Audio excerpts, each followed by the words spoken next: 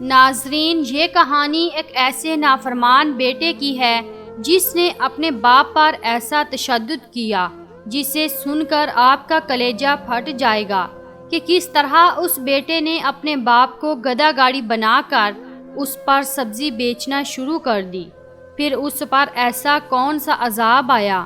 یہ درد بھرا واقعہ سننے کے لیے ویڈیو کو آخر تک ضرور دیکھیے گا تاکہ عبرت حاصل ہو سکے۔ کسی گاؤں میں ایک غریب کسان رہتا تھا۔ وہ کسان زمینوں پر کام کرتا تھا۔ وہ کافی نیک اور پرہیزگار تھا۔ اللہ تعالیٰ نے اسے ایک بیٹا نوازا، پر اللہ تعالیٰ نے اسے یہ تحفہ تو دے دیا، لیکن اس کے بدلے میں اللہ تعالیٰ نے اس سے اس کی بیوی کو چھین لیا۔ اس کی بیوی بیٹا پیدا کرتے ساتھ ہی اسے چھوڑ کر ہمیشہ ہمیشہ کے لیے چلی گئی۔ یہ غم کسان کے لیے کافی گہرا تھا، پر کسان نے پھر بھی اللہ کی رضا کی خاطر اپنی زندگی میں آگے بڑھنے کا فیصلہ کیا۔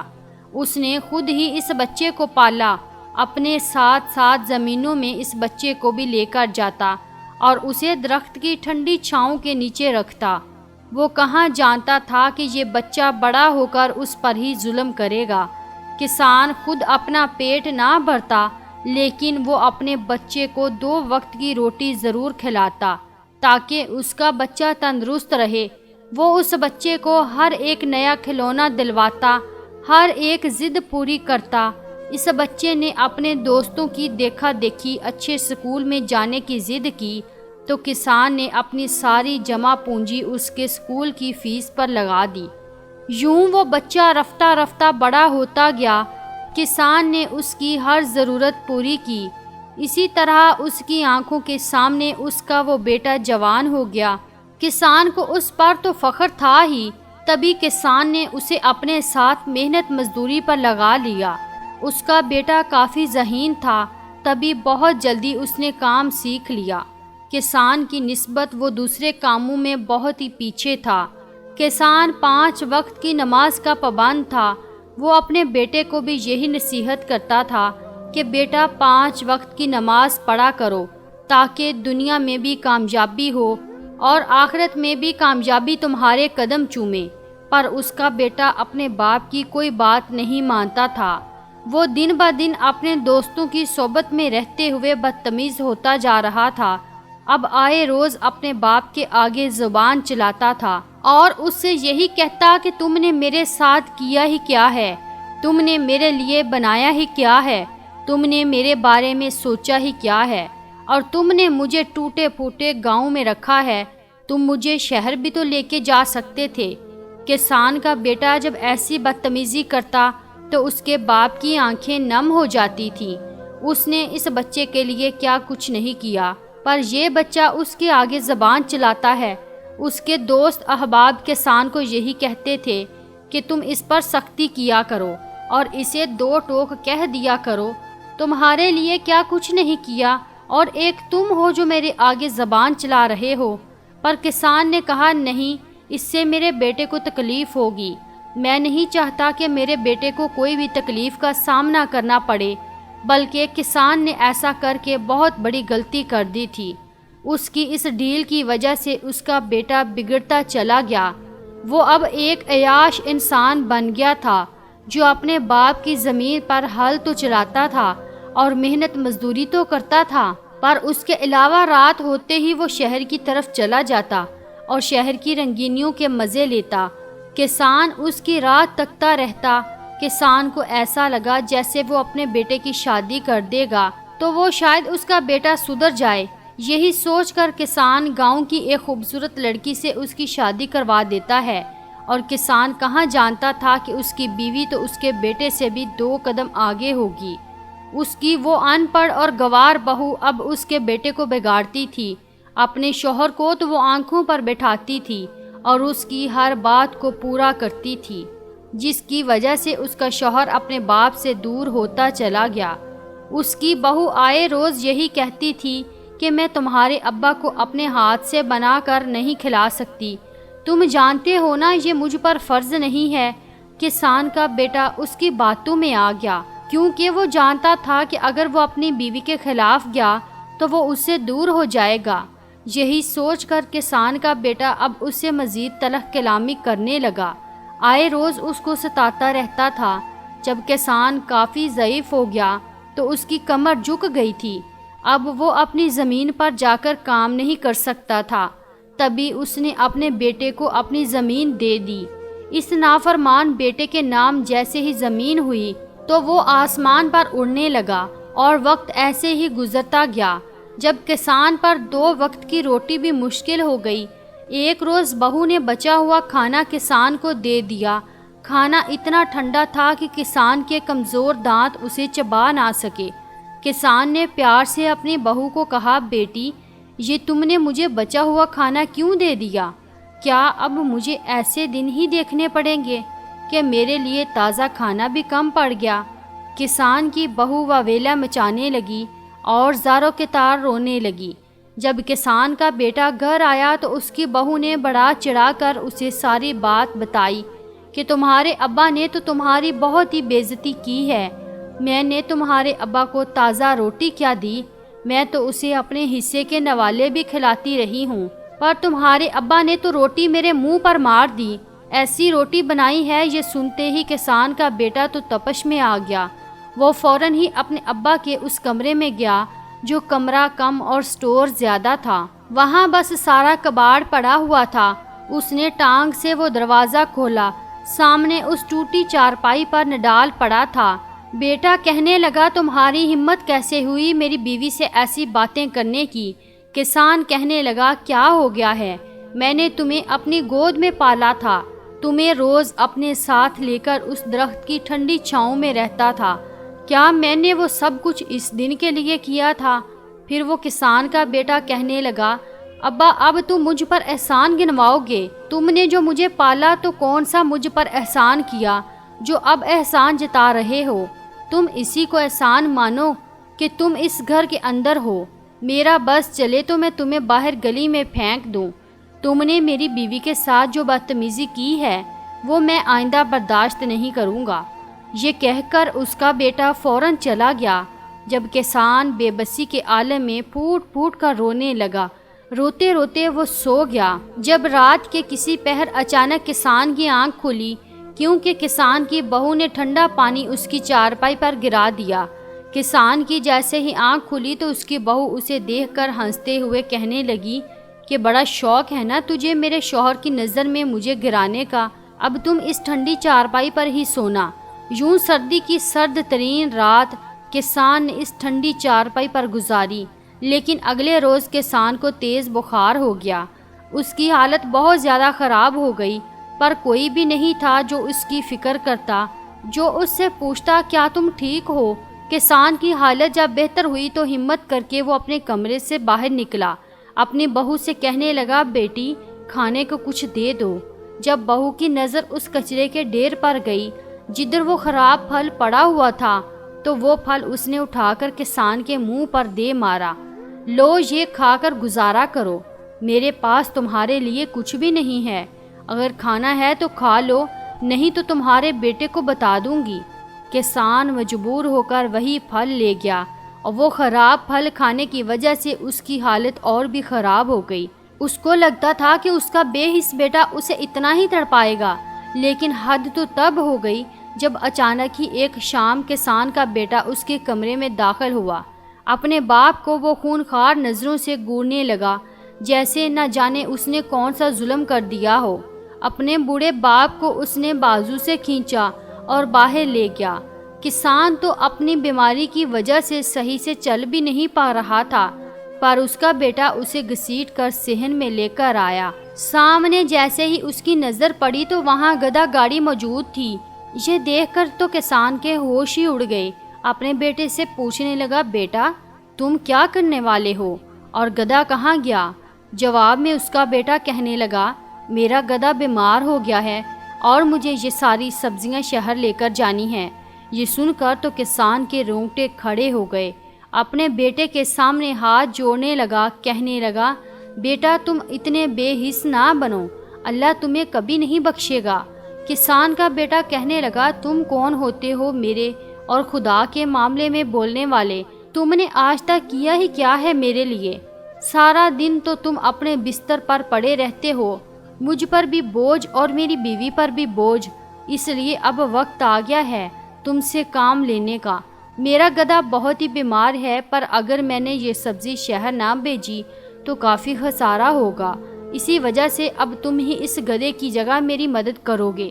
یہ کہہ کر اس ظالم بیٹے نے اپنے باپ کو گدھا بنا دیا اور اپنے باپ کو ایسی بیماری کی حالت میں ہی گاؤں کی گلیوں میں گھماتا رہا۔ آس پاس کے لوگ یہ دردناک منظر دیکھ کر استغفر اللہ کہہ رہے تھے، اور اس بے حس بیٹے کو کوئی فرق نہیں پڑا، اسے تو بس اپنی سبزیوں کی پڑی تھی کہ کہیں اسے نقصان نہ ہو جائے۔ پر آدھے راستے ہی اس کا باپ فرش پر گر گیا جب اس کے بیٹے نے غصے سے لال نظروں سے اسے دیکھا اور کہنے لگا کہ یہ تم نے کیا کر دیا؟ تمہاری وجہ سے میں لیٹ ہو جاؤں گا، جلدی سے اپنی حالت میں آؤ، اگر تم اپنی حالت میں نہ آئے تو پھر مجھ سے برا کوئی نہیں ہوگا۔ باپ کہنے لگا ایسا مت کرو، تم پر بہت بڑا عذاب آئے گا، اس سے پہلے ہی سدھر جاؤ۔ ابھی کسان نے اتنا ہی کہا تھا جب اس ظالم بیٹے نے اپنے ہاتھ میں تھامی اس چھڑی سے اپنے باپ کو پیٹنا شروع کر دیا، جیسا کہ وہ باپ نہ ہو کہ سچ میں گدھا ہو۔ یہ منظر سارے گاؤں والے دیکھ رہے تھے، پر ان گاؤں والوں میں اتنی ہمت نہیں تھی کہ اس ظالم بیٹے کو روک پاتے۔ اتنی اس بیٹے کی زمین تھی، اتنی گاؤں میں کسی کی بھی نہیں تھی، جس کی وجہ سے اس کی اپنی ہی دہشت تھی، کوئی بھی اس کے آگے مقابلہ نہیں کر پاتا تھا۔ پر وہ بیٹا شاید یہ بھول گیا تھا کہ وہ زمینیں پہلے اس کے باپ کی تھی۔ وہ اپنے باپ کو اسی حالت میں چھوڑ کر جیسے تیسے کر کے شہر چلا گیا۔ جب ایک بھلا انسان وہاں سے گزرا، اس نے جیسے ہی کسان کو اس حالت میں دیکھا تو فوراً ہی جھک کر اسے اٹھایا اور اپنے ساتھ اپنے گھر لے گیا۔ کسان تو بے ہوش ہو گیا تھا، بے ہوشی میں ہی وہ اپنے بیٹے کو یاد کر رہا تھا۔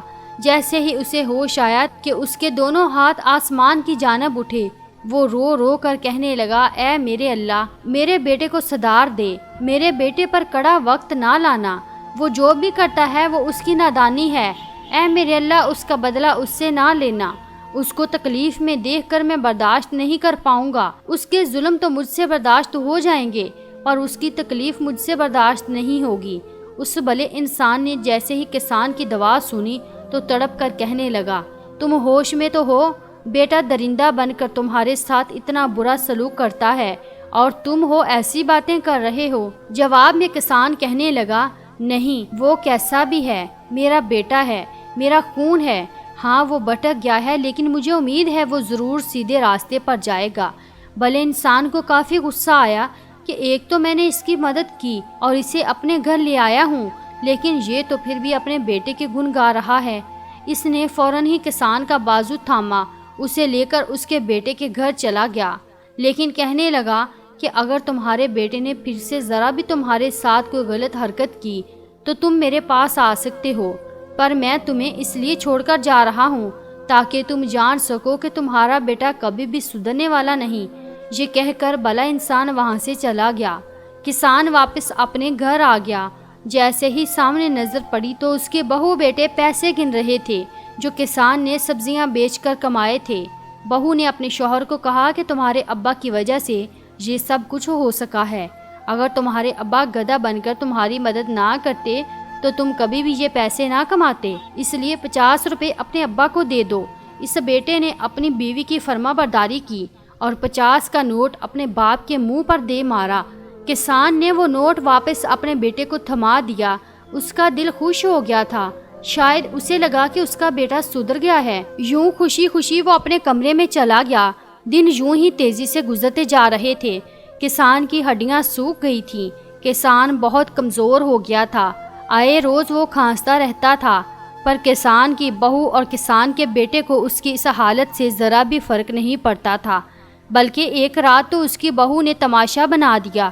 وہ اپنے شوہر کو کہنے لگی کہ تمہارے ابا نے کھانس کر ہمارا جینا حرام کر دیا ہے، اپنے ابا کو تم کسی اور جگہ چھوڑ آؤ تاکہ اس بلا سے جان چھوٹ جائے، یہ تو کتوں کی طرح کھانستا رہتا ہے، جس کی وجہ سے منا روز رات کو ڈر کر اٹھ جاتا ہے۔